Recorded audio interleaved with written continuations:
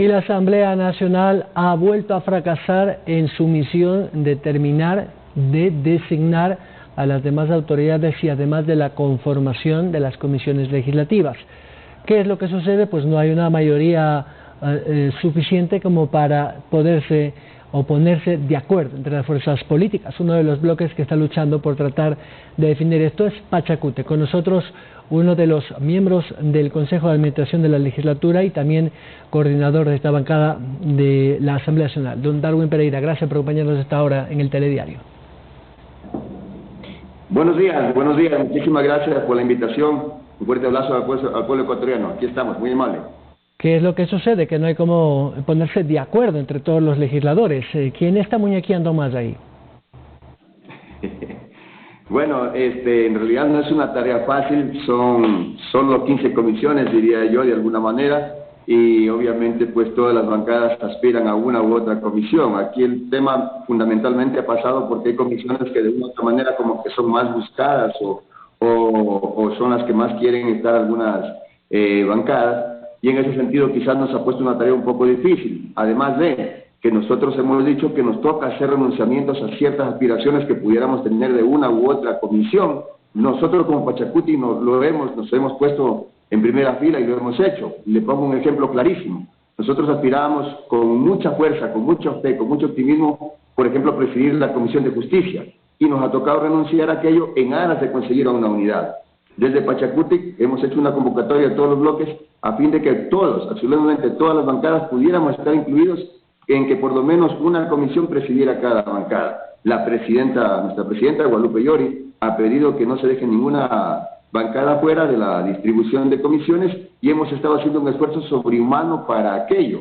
En ese contexto, ahora mismo hay comisiones que todavía siguen siendo, hay un cuello de botella, aspiramos de que hoy poderlo superar, ya son pocas las que quedan, entiendo que hasta ayer era la de biodiversidad y la de los trabajadores, me parece que eran las dos únicas que nos faltaba superar, de acuerdo a lo que nos ha informado el jefe de bloque, y aspiramos hoy en la mañana ya a superar estos temas para en la reunión de las 10 tener ya humo blanco. ¿Y cuáles son esas comisiones apetecidas, por ejemplo, por el correísmo o el socialcristianismo, que claramente está en una posición contraria a ustedes? Bueno, una de esas comisiones ha sido la de fiscalización, otra comisión ha sido de las que he podido informarme, ha sido la de biodiversidad, que incluso ahí chocaron con nosotros, porque es una comisión connatural a nosotros, y la de los trabajadores. Ahí estamos un poco en una disyuntiva, pero en todo caso estoy seguro que va a primar el diálogo, va a primar la madurez, y estoy seguro que hoy podemos ya desatar estos nudos críticos que se nos armaron en torno a eso y poder tener, ojalá, basándose en el pensamiento de Pachacuti, todas las comisiones, todas las bancadas incluidas en las comisiones. Ahora, el objetivo de UNES, sobre todo, y me atrevería a decir también que del Partido Social Cristiano, es tratar de boicotear algunos de los proyectos de gobierno en un régimen, en una clara posición de oposición, valga la redundancia. Pachacute le va a hacer el juego al bloque correísta y Social Cristiano en este sentido. Sabemos que no tiene mayoría con el gobierno, con el bloque de Creo, mas sí tiene un acuerdo coyuntural con Izquierda Democrática. ¿Hacia dónde va Pachacute? Miren, nosotros siempre, desde un principio, desde que empezaron estas conversaciones en pro de conseguir una mayoría para la presidencia de Pachacuti, siempre hablamos con todas las bancadas de que había que darle gobernabilidad al gobierno entrante. Esa ha sido nuestra mística. Obviamente que tenemos diferencias y obviamente que cuando esas diferencias se reflejen, nosotros hemos dicho que con altura vamos a oponernos. Yo creo que este país no puede seguir colocándose en la dicotomía de que estos son de un lado y estos son de otro lado y no se pueden encontrar. Hemos logrado abrir un camino de diálogo, un camino en el que hay coincidencias que benefician al país. Eliminar, por ejemplo, el 2% a los microempresarios del impuesto sobre los ingresos de los microempresarios es un beneficio para todo el país y ahí tenemos una coincidencia con el gobierno. El tema de libre acceso a la educación, a la educación superior, a las universidades, es otro tema que tenemos de coincidencia. La lucha contra la corrupción son temas que hemos tenido de coincidencia. Las diferencias nos va a tocar solucionarlas en el camino, pero estoy seguro que con la altura que hemos manejado este diálogo vamos a poder ir superándolas. En todo caso, son cosas que el tiempo lo va a ir diciendo y aquí estamos nosotros predispuestos a darle esa gobernabilidad al gobierno. si es que UNES se apodera de la Comisión de Justicia, por ejemplo, de Fiscalización, e intenta crear esa famosa Comisión de la Verdad, que para muchos es la Comisión de la Impunidad, ¿cuál será la posición de Pachacútec? Mire, no se puede formar ninguna comisión si no pasa por el Pleno, es decir, me refiero a una Comisión de la Verdad.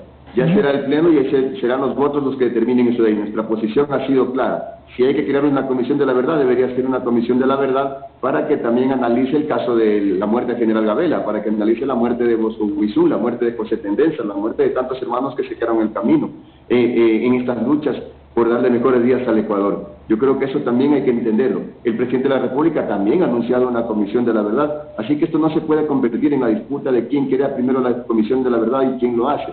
Yo creo que es loable de que a lo mejor incluso al final del día aquí podamos inclusive, si es que vamos a ir por ese camino, hablar con actores internacionales como lo hicieron otros países latinoamericanos y en ese contexto poder tener claridad en el tema. Eso pasa generalmente porque se va perdiendo la confianza en las instituciones ecuatorianas, pero yo creo que si hacemos una buena fiscalización podemos recuperar esa confianza.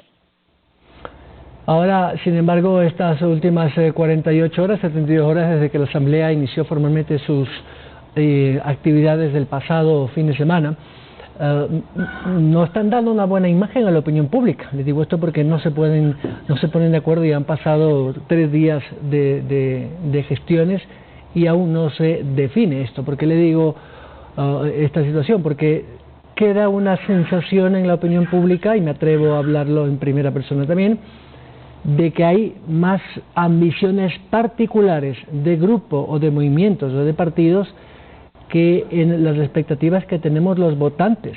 Ustedes nos representan, pero creo que no están dando la talla. A ver, yo creo que el país se acostumbró a ver una asamblea en la que se llegaba simplemente con la lista de quiénes son las autoridades y todo el mundo aplaudía y se ponía en el primer punto del día, se levantaba la mano y ya estaba. Se llegaba porque había una mayoría absoluta y prácticamente todo eso de ahí no llegaba desde la asamblea, sino llegaba desde el Ejecutivo. Hoy tenemos una asamblea que se debate por sí sola, sin órdenes de nadie. Hoy tenemos una asamblea en la que nos va a tocar encontrarnos entre diferentes posiciones. Yo diría una reinauguración de la institucionalidad de la asamblea en muchos años que no lo había tenido. La idea es debatir con altura. El debate que estamos haciendo no le hace daño al país en tanto en cuanto se lo haga con altura, en tanto en cuanto mañana no nos empecemos a insultar, a gritar palabras sueces, a tirar ceniceros, qué sé yo. Yo creo que estamos haciendo un esfuerzo por rearrancar, reinaugurar un nuevo modelo de hacer política que es justamente con el debate. A eso venimos a la asamblea, que hay diferentes posiciones. Todos de una u otra manera representamos a un segmento de la población. Así que ese segmento de la población nos entregó un mandato y en aras de hacer cumplir ese mandato estamos debatiendo. Ojalá esto pronto termine porque creo que con la conformación de comisiones un poco como que el camino queda allanado para poder trabajar en aras de beneficio del país. ¿Cómo afecta a la, digamos, percepción de credibilidad del bloque legislativo de Pachacútec la desafiliación y el retiro de la política activa de su principal figura, candidato presidencial, Yacu Pérez?